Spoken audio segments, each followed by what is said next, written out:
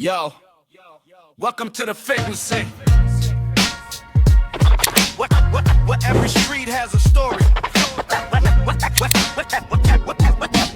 every hustler has a voice. Success is achieving your goals and also helping others come along. In as much as it was a challenge, you turn it to an opportunity. Let's go. Let's go.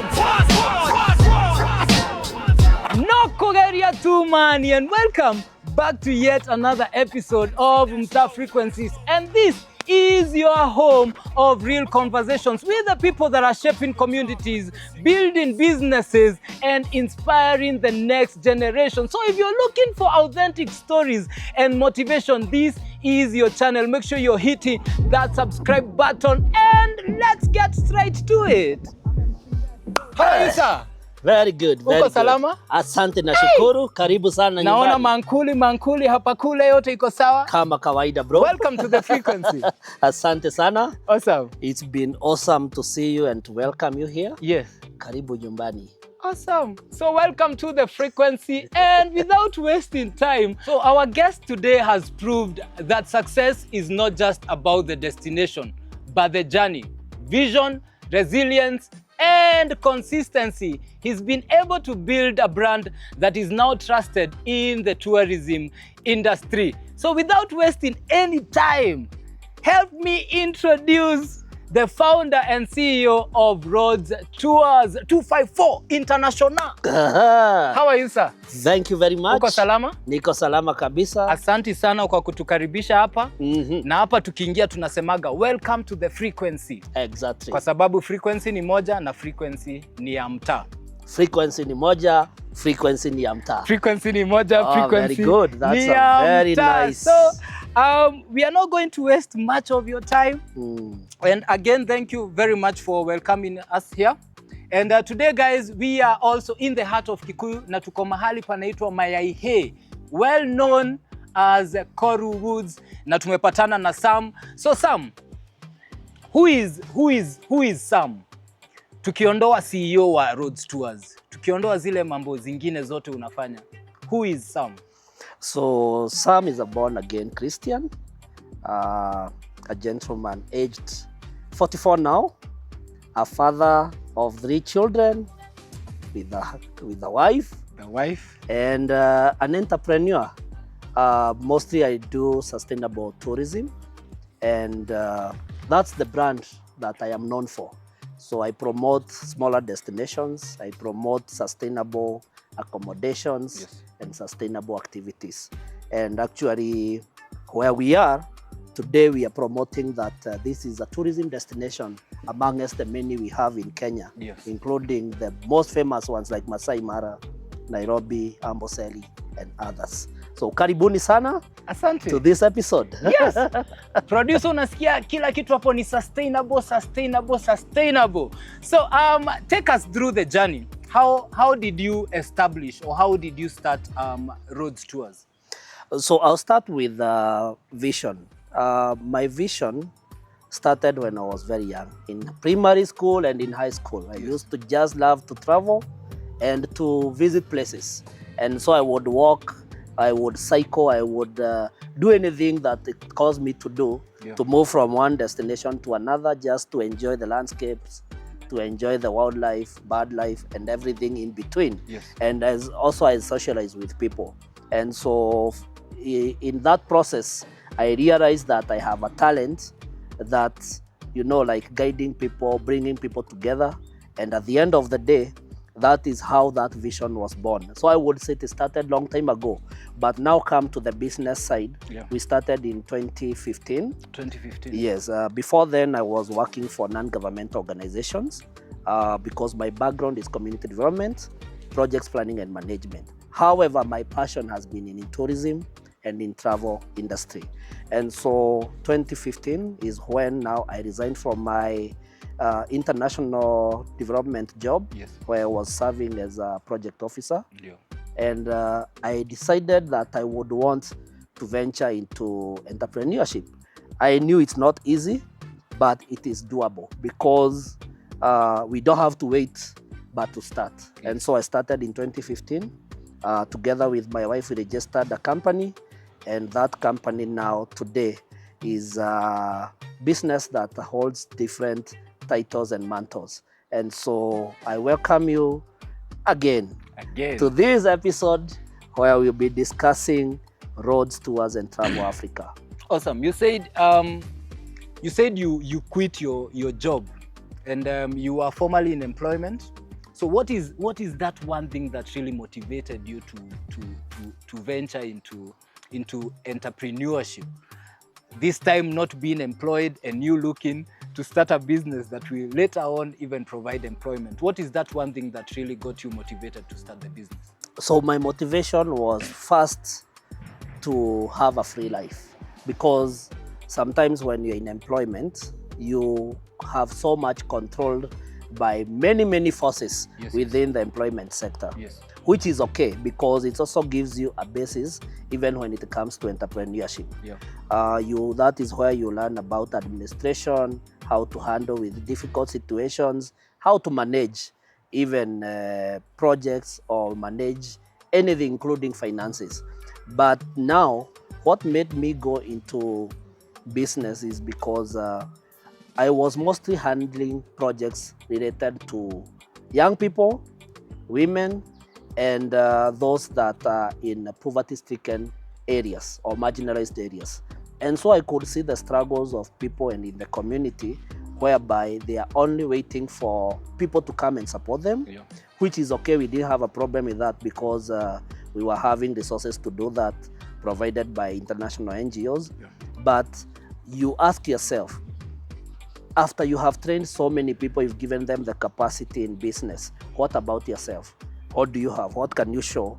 And what can you, at the end of the day, say, this is what I started and this is what I have to show. And so I chose the journey to start. And now in 2015, having registered the company, that was the first thing, so that I could get a legal basis.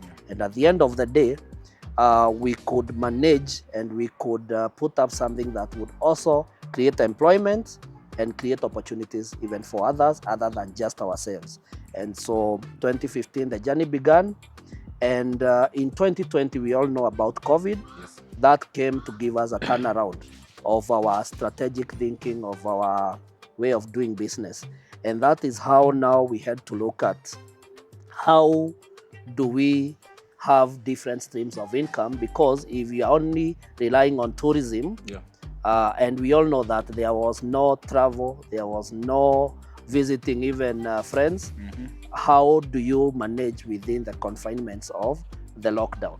And that is where we also started a house made out of recycled materials, which was a way of relieving our stress, but looking at it, how can it bring money or bring some finances at the end of the day to our pockets.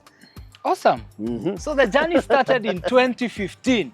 Yes. Before tuendelee, jiulize, what were you doing in 2015? I was just nilikuwa nimeclear high school 2015 pale ndo nilikuwa gap year. I was trying to figure out what I really want in my life. And you can take us through some of those challenges you faced during your early days. You said you registered the company. Tell us, what are these challenges you faced? Because registering a company is not easy, and most of our viewers will admit to that, those that have tried registering a company. So what were those challenges you faced during the early days of starting Rhodes Tours? So during that time, I would say the biggest challenge is actually the fear. Will I make it? What will people think about what I'm doing? Because sometimes you have a crazy idea and maybe it's not something you have been into. Because remember, as I had mentioned earlier, that my background was different from what I am currently doing. And so there's that fear of the unknown. What will happen after 1 year, 2 years? Because you have a family, you have bills to pay, you have people relying on you. How do you manage that? And so that was the biggest challenge, the fear of the unknown. But other than that, the other challenges was, of course, many people talk of capital, which even myself, I can say capital was also a challenge, but I decided to start with what I had. And what I had was first the skills to talk to people, skills to manage, and skills to build something. So that is how I started. And so with that, in as much as it was a challenge, you turn it to an opportunity. Because if you look at what you have, then you get the opportunity to run with it. Yes. So he said you need to start with what you have. Wacha kuangalia sina pesa, hii pesa niko nayo haitoshi. Now, ushaanzisha biashara, umeregister Rhodes Tours. Your first customer, your first paying client, wacha tuseme paying client. Juu kulikuwa na customer wengi hapo katikati. Yes. Your first paying client, ulifeel aje and what was the experience? So my first paying client was actually my former employer. Wow. So we started with a team building. Yes. Activity one of the weekends in 2015. Yes. Where I just approached the former employer because I did not live in bad faith. Yeah. I left very well, I resigned, and we agreed that I'm going into business. And so I went back to them and told them, I'm doing this, and if you would be having an opportunity for me, yes, then I can prove that I can do it. So they gave me the opportunity to take them to Lake Naivasha or Loidencam, where I took a group of 40 people. Wow. And they were all paying me then around 3,000 shillings. That was in 2015. That was good money. 3,000 shillings per person times 40. I made a profit of 1,000 per person, having given them the venue, the meals, team building activities, and transport. So things were not as hard as maybe today, but that also now gave me the opportunity to see and test that it is doable. Wow. So you being the CEO, and we understand in our country, not only in our country but worldwide, we have lots and lots of tours companies. You know, even you know your competition, lots of them that are also offering maybe the kind of service you're offering. But what really makes Rhodes Tours different from all these other companies? So why we stand out is very simple. We always try and personalize every person's experience. Yes. So we don't have what we would say packages that are just out there like many other competitors in the industry do. Like they say, maybe you go to Nairobi National Park, you pay 50,000 or you pay 2,000. We want to customize the experience so that you enjoy based on what you expect. For example, if somebody is going, let's say, to Masai Mara, and they are a couple or a family, you cannot just package something for them that there's no all fits for all.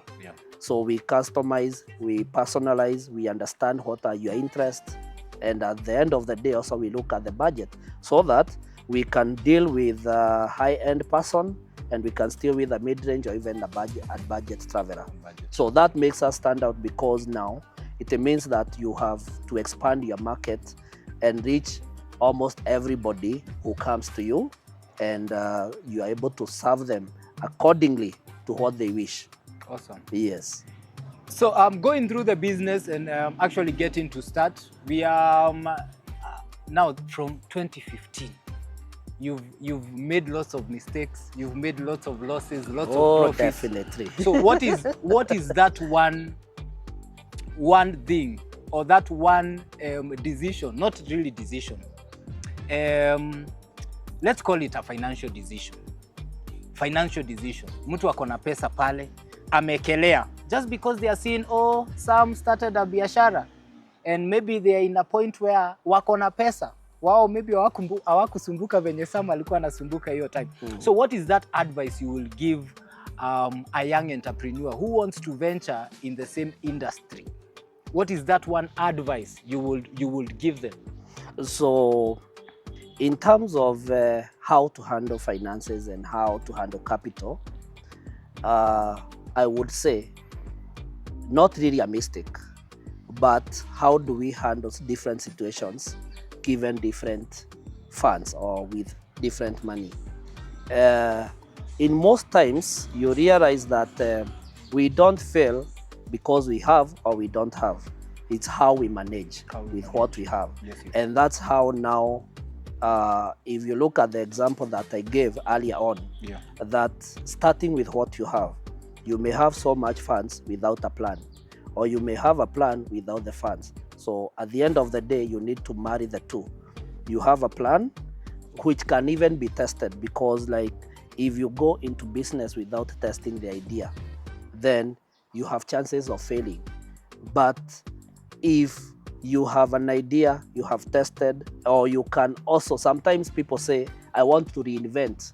You do not necessarily have to reinvent. You can do as others have done, and you look at what we call the best practices. How has someone gone before you, and how are they managing? Now, in terms of those who are starting, that is the beginning. The beginning is starting, and starting is moving forward. So what do I want to mean here? I know that's a repetition of words, but basically we are saying the best way to handle a business, just start, let it move, and with that, it will give you the directions. For example, when we started, we used to handle a lot of big groups, and those big groups sometimes could not be what you are focused on.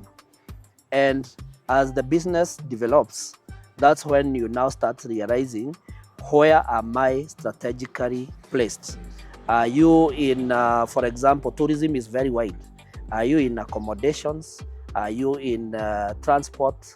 Are you in planning? Are you in doing the travel only? Providing solutions. So at the end of the day, you have to narrow down and say, we will focus on this kind of clientele, because this is where the money is, and this is also where your solution is. So at the end of the day, now you get into business. So amesema hakuna mambo ya kushinda beat around the bush. Hapana, you start. Ukishaanza, these challenges and everything else will follow. So of all the destinations we have in Kenya, what is which is that one destination that you think deserves more attention? So I would say, basically, having experience in East Africa in general, we know the famous sites in East Africa, including the Masai Mara, Serengeti, the Bwindi Impenetrable in Uganda. In Rwanda, we also go to Akagera National Park for the gorillas. All those are very good, and we need to market them. However, I feel we need to lay an emphasis on smaller destinations when we think of sustainable tourism. Because if you look at, for example, the case right now, we are in July and we are heading to August, which is a peak season for Masai Mara, Serengeti. It means there is an overuse. But when we come to smaller destinations, which not many companies, not many people are marketing them, it means we are leaving some destinations without the resources and without, them being popular. For example, where we are, Corwoods, Mayaihe, in Kikuyu, Kiambu County, we have Ondire Wetlands. Ondire Wetland is a home of more than 100 birds. Some are endemic and some are migratory birds. And just before we even go to the birds, the area itself, you can just come and learn the history of Kenya right from this area, where we talk about the first missionaries coming and settling in Kikuyu. The Thogoto Mission Hospital, the Thogoto, the Church of the Torch, the Alliance High Schools, the best national schools we have in Kenya. Come and learn the history. Listen to the people in this area giving you the story of one gentleman we knew, Elliot Madhu, who came from this area, Corwoods, Mayaihe, in Kikuyu. And so with that, you find that we have so much to offer and to give. Also, when we are looking at a destination like Ondire Wetland, it's a place that you can reach. You can even walk from Nairobi. It's only about 17 kilometers. I know there are people who walk even more than 50 kilometers. For exercise and just for fun. So you can easily visit. We also have accommodations like where we are right now. We will be introducing to you Mizpah House, which is also part of our business. And at the end of the day, you have something to retreat on. Awesome.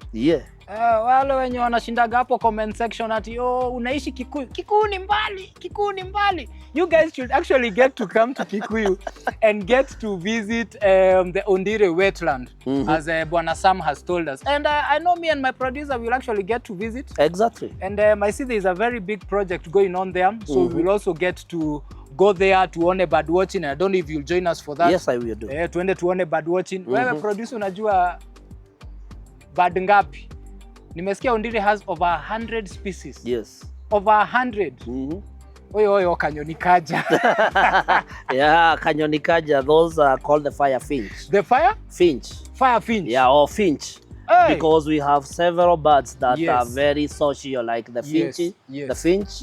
We have others like the around here. We have a lot of big birds like the hadadas. Some eagles around this area. Eagles. Yes. Yeah. So we have so much like the star. Producer, utatuwekea picha ya hizo ndege anataja hapo. So that we can know. You know, most of us just know birds by the colors. Hiyo naijui inakuaga na mkia kubwa, but you can't really tell the name. Yes. So where do you see Rhodes Tours in the next 5 years? In the next 5 years, we see Rhodes Tours as a giant in sustainable tourism. Whereby we want people to embrace, you know, walking safaris, cycling, you know, just doing like the homestays and the farm stays accommodation, camping for young people, and even for older generations, the millennials. Camping is a very easy way. Those are the crows we already here move in our compound. Yes. So at the end of the day, what we are saying is we need to diversify our activities and how we look at tourism. Yeah. Awesome. Sasa kuna mtu ako pale nyumbani, ametaka kuanza biashara, ametaka kuandikwa kazi, and they feel like they've gotten to the end of what they would want to do. Probably they feel like they want to give up. What would you tell that person back at home? Straight to the camera. Don't give up. Just start with where you are, with what you have. It could be a skill. You don't need to have a skill, or you don't have to go to college for you to say to somebody, I can sell you bananas. Start and move forward. Don't wait for somebody to come and help you. Just start with simple things that you have. Sometimes you can even be taking luggage for people and you charge them. Or you wipe their shoes. True. Or you wash their clothes. Or you come to somebody like me and say, I would want to trim your fence. Yes. And I give you something small. True. At the end of the day, you build slowly by slowly. So don't be discouraged. Start now. Start now. Yeah. Don't be discouraged. Start now. In fact, do not start tomorrow. Start now. Yes, so last question, Bwana Sam. What does success really mean to you? Or what is success to you? Well, success can be measured in many ways because it depends on the level and it depends on who is also measuring the success. You know, in the old times, we would say if somebody is driving a specific vehicle, that's a successful person. Well, today, we know some of the most successful people live a very simple life. So today, for me, success is achieving your goals and also helping others to come along. For example, a company, I am not alone. Yes. I work with, my wife is my co-director. Yes. I also have other staff. We have a tours consultant, we have an executive office assistant, we have drivers, both part-time and full-time. So at the end of the day, our impact is greater than just ourselves. So that is what we are talking about, success. I look at success where you are able to impact somebody's life. Awesome. If you can be able to impact someone's life, it doesn't matter in which area you're in. So we should not judge success from what someone has. No. Nisiseme ati juu nimefika pale ama nimepata jina ama nini I am successful. Success is more than that.